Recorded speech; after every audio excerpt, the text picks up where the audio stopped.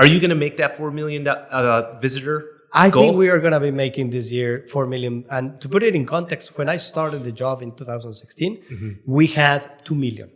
So with that, we would double the number of travelers to the destination with a much better, let's say, fundamentals in terms of the type of traveler, because it's a traveler that is spending much more in different services, is more open to go out, for example, to La Paz and to other places in Baja California Sur, is much more aware of the relevance of the natural environment that we have in the Sea of Cortez.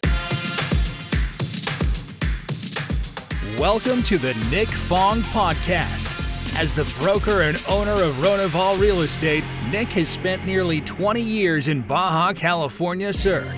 And in this podcast, he'll be talking everything Baja, from food and culture to real estate and property management. And now, here's your host, Nick Fong. All right, welcome back to the podcast. Rodrigo, welcome. How are you, Nick? I'm doing well. Good to see you. Thank you very much for having me. Yeah, it's my pleasure. For everyone that doesn't know, Rodrigo Esponda is the director of the Los Cabos Tourism Board. And what does that exactly mean, Rodrigo, being the director? It means that I get paid to invite people to come to this beautiful destination. So you're PR. You're just like out there, like ringing bells and shining bright lights to our destination. Well, we coordinate all the marketing campaigns, the promotional events, the PR. We also develop the air connectivity to the destination. We deal with the airlines in order to bring the business case of why they should come to Los Cabos. So we provide a lot of statistics, a lot of numbers, and we manage the overall image of the destination. So how does that work with airlines? Is it always the tourist boards and destinations that are bringing the airlines? I've heard of private companies doing that also. Well, private companies help us to develop the business case because it's very technical how to approach an airline.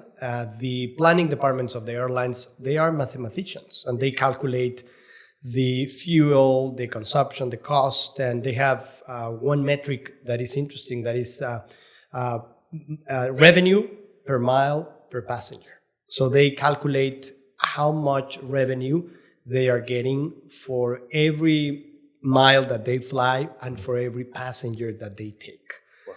And with that, so we provide why they should be considering Los Cabos. In many situations, it's very normal, the relation. Let's say American Airlines, they already know the destination very well. Right. But then some other European or South American airlines, or even the Middle East or Asia, they do not know Los Cabos. So then we develop the business case of why they should be considering the destination. And also with the well-established carriers, they try to only fly through the already working routes, let's say Dallas, Los Cabos. So they already do it. But for example, with American, we are trying to get them to fly from Miami nonstop. Oh, that would be fantastic. It would be fantastic. And there's already traffic That's right. taking place. But then they said, if we put a flight, then we're going to be diminishing the number of people that fly through Dallas.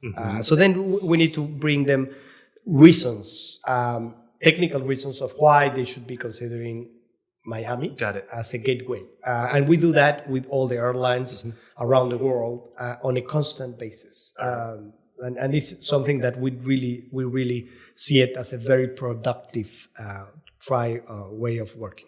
No, Miami would be a great place to have a direct. And there was a direct from Las Vegas, and that went away years ago. Has there ever been talk about that coming back? Yeah, there is a seasonal flight from Las Vegas. Definitely, we need more connectivity from Las Vegas because it's a very well-established market. It has a couple of interesting points of why the airlines are not including it, but hopefully this year we will be able to have a non-stop flight with some of the well-established. Frontier has one seasonal, but then there are a couple of interesting things that hopefully this year will be happening. So how many flights are flying in to Los Cabos daily? Well, I love that question because that's a very interesting metric. There are on a weekly basis, because daily would be, there is a lot of variation on a week. Saturdays is the day that we have more flights into the destination. There are some Saturdays that we have around 85, 90 flights on one day. Per week, we have 560 flights per week. They're flying in.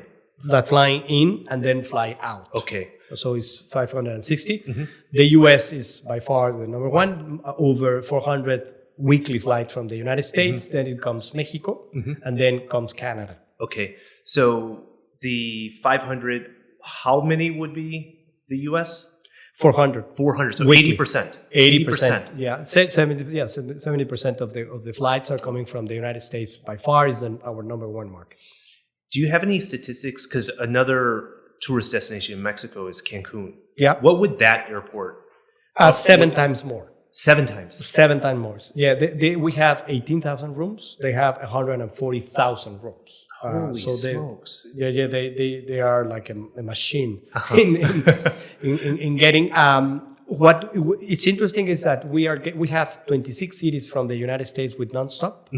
Cancun has 32, so it's not that far behind in terms of origins. Right. It's just that they have more frequencies because the number of rooms and let's say the market is totally different. They A are lot more local Mexicans will Exactly. access 50% of the market in Cancun comes local or domestic. Yes. And in our case, it's 70% international.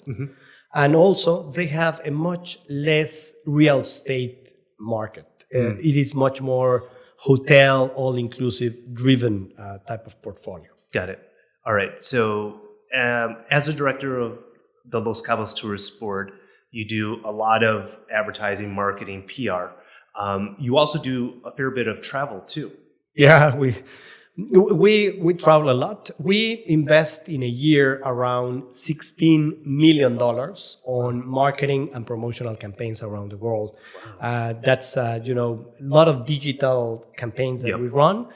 We also do a lot of activations with partners, with American Airlines, Delta, United, all the traditional partners. Also with the online agencies that we work, where there is one specific conversion. So the funding that I'm mentioning is not only is what we invest, but they match our investment. So if we do $100,000 with a partner, they put another $100,000 in terms of marketing.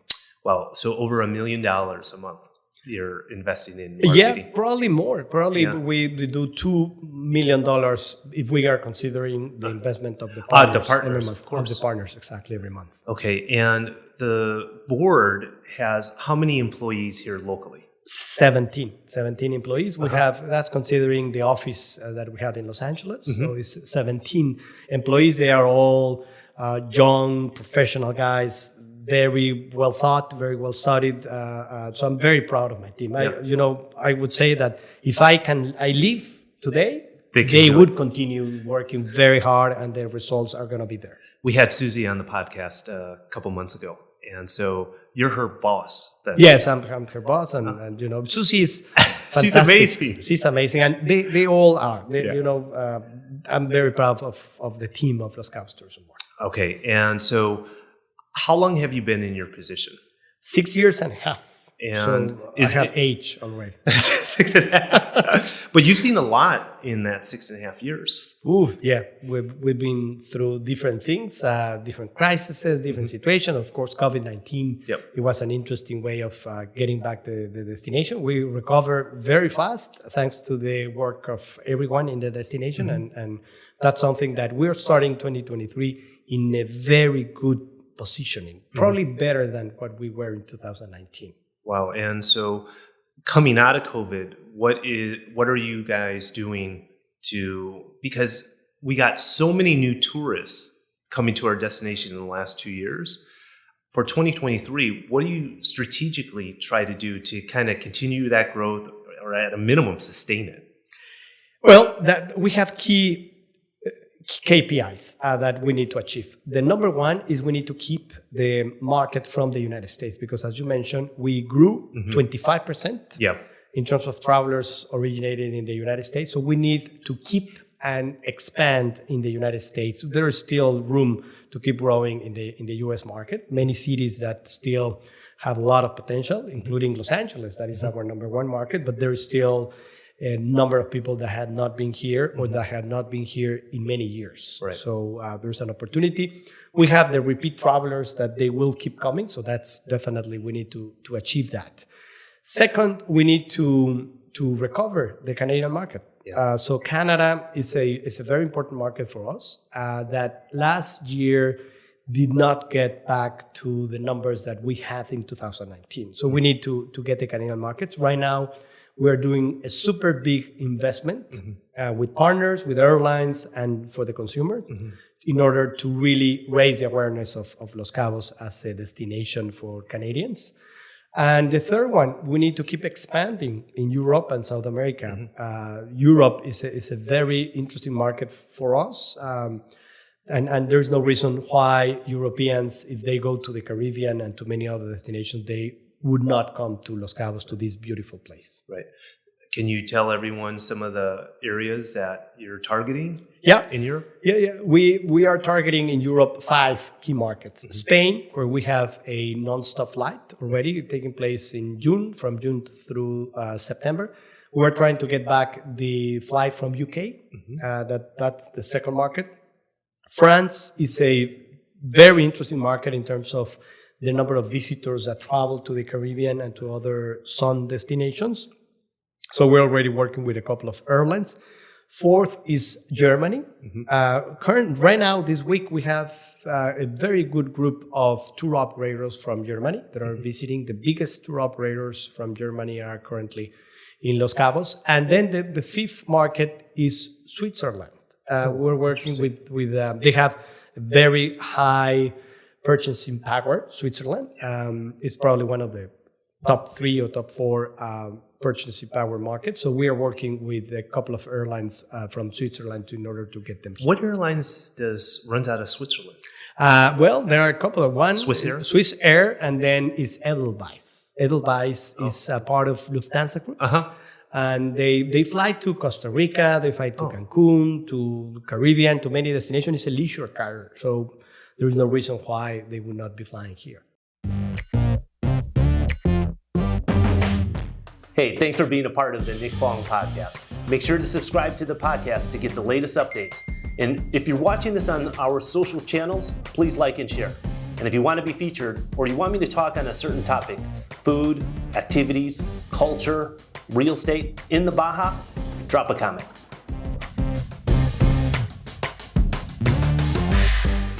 So you said that the Canadian market hasn't recovered since 2019. Why is that? Well, a couple of things. It was closed for too long. The Canada, they were restricting the number of travelers, so it was difficult for them to come. Right. There was a reconfiguration in the marketplace with new airlines. There are 4 new airlines in Canada. 2 of them already flying to the destination. One of them is Swoop.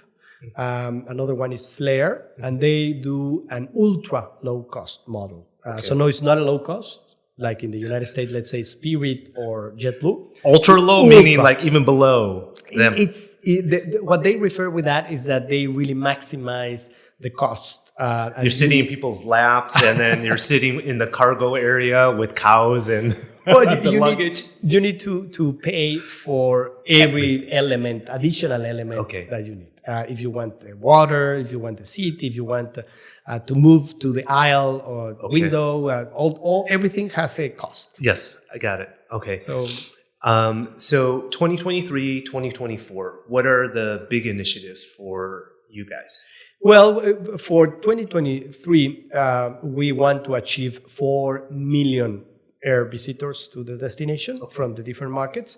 We need to maintain the average daily rate of the type of traveler that is coming. What is the average daily rate? Well, it's $480. And that's high compared to most super high, areas, right? $180 more than what we had in 2019, and probably 4 times more than any other destination in Mexico. 4 times? 4 times. So you compare it to a Cancun, it's like in the 100 range. Exactly. It's 4 times. But the benefit of that is not only what they pay for a room night.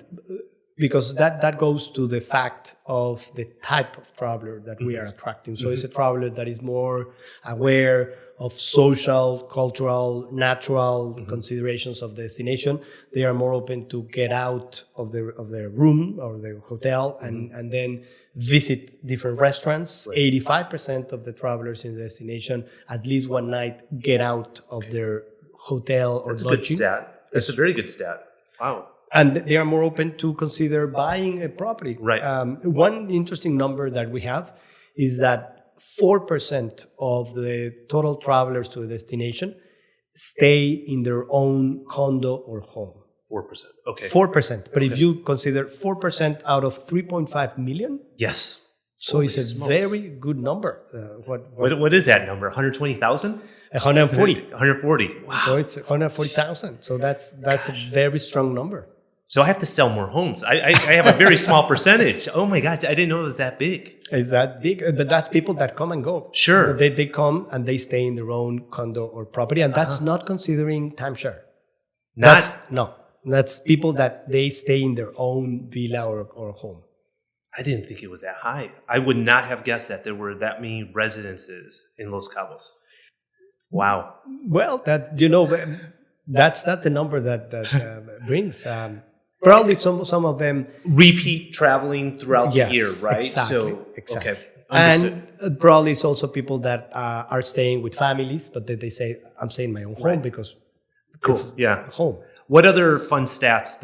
I love those stats. Oh, I have all sort of stats. So how are you collecting that? You're doing surveys? We do surveys. We buy a lot of data, raw data from different partners. Now it's incredible with the data that you can get.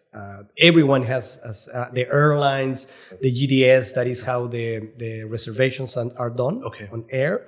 So we track the reservations, we track the future reservations to the destination, we track how much they are spending. There is a platform that measures and tracks Airbnb and HomeAway and Airbnb, all that. Yes. So then we also track how many inventory is in the destination and what is the average daily rate. Yes. And then the type of homes or condos or villas that they are renting, the location.